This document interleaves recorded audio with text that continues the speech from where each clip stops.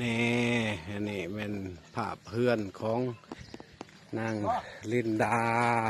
แล้วก็นางเดือนและในห้านขายเครื่องเพิ่นหักปิดแล้วมันหาคนซื้อบ่ได้นี่เดินบ้านเพิ่นมีกกดอกไม้งามได้นี่ทุกชาติเลยเดินบริเวณสถานที่เฮือนซ่านเพิ่นลักหัวลักฮาวนี่บอลนางลิ้นแขกคนมากเครื่องปั้นเข่าเด้อเครื่องปั้นเข่าเพิ่นเพิ่น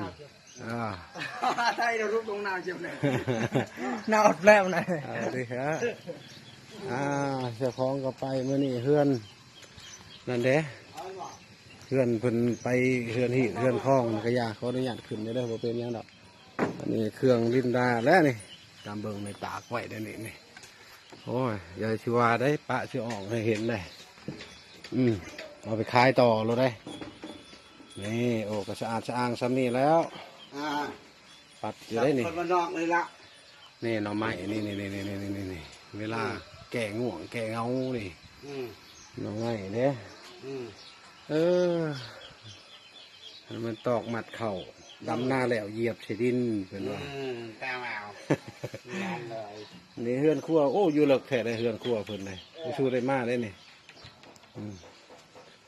เฮือนครัวนี่มันรักไปช่างดอกมาเบิ่งซื้อกระปัดกวาดอยู่นี่นี่ติ๊บเข่าในเช่าหน่วยนี่ก็อยู่นี้เพิ่นก็เมียนเป็นบอลอยู่นะบอลหันกระบุงลุขุขาดเขาเนี่ยแต่ว่าแก้วนะหันเพิ่นคือที่ยังต้องการอยากใส่เลยเนี่ยนะแก้วนี่แหล่คนบริแหล่เด้อมาพื้นอันนั้นนะท่านบอยากใส่อะไรกระทิ้นธรรมดามันพัดลมห้างขายเล็กขายโลเด้อใครอยากได้นี่ลูกติ้งใหญ่อันนี้มันจะผ่าเพื่อนคั่วเด้อ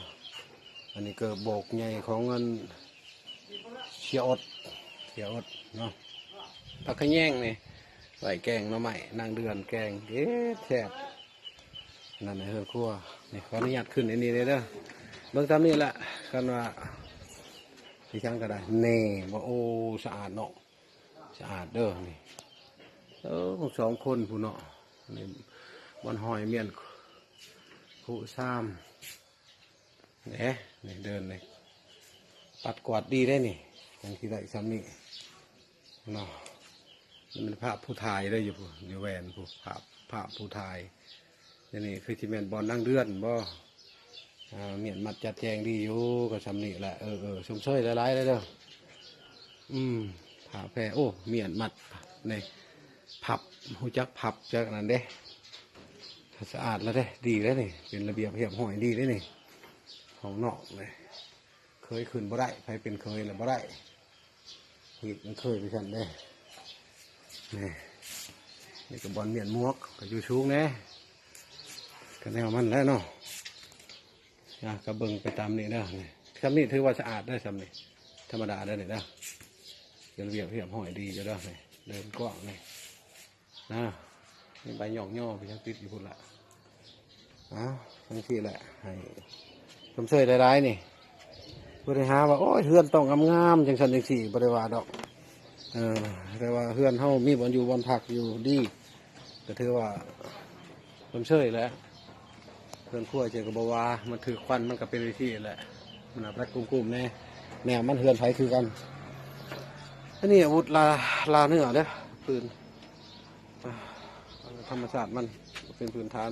แต่ว่าอยู่แถวนี้ก็ยังเกลี่ยงสะอาดสำนีชวนอยู่พุ่นปลูกพักปลูกหญ้า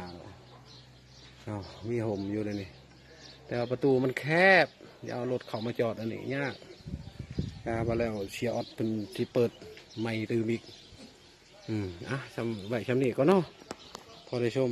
มีพายุด้วยนี่ไปเฮือนบนคนตายมัดเฮือนนั่งเดือนนั่งนั่นแหละ